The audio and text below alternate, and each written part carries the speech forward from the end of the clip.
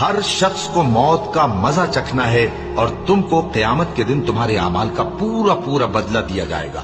تو جو شخص دوزخ سے دور رکھا گیا اور بہشت میں داخل کیا گیا وہ مراد کو پہنچ گیا، اور دنیا کی زندگی تو دھوکے کا سامان ہے۔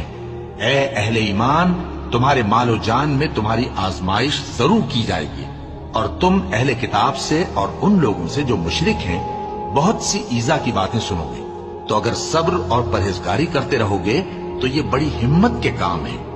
اور جب اللہ نے ان لوگوں سے جن کو کتاب عنایت کی گئی تھی اقرار لیا کہ اس میں جو کچھ لکھا ہے اسے لوگوں سے صاف صاف بیان کرتے رہنا اور اس کی کسی بات کو نہ چھپانا، تو انہوں نے اس کو پس پشت پھینک دیا اور اس کے بدلے تھوڑی سی قیمت حاصل کی۔ یہ جو کچھ حاصل کرتے ہیں برا ہے۔ جو لوگ اپنے کیے ہوئے کاموں سے خوش ہوتے ہیں اور وہ کام جو کرتے نہیں ان کے لیے چاہتے ہیں کہ ان کی تعریف کی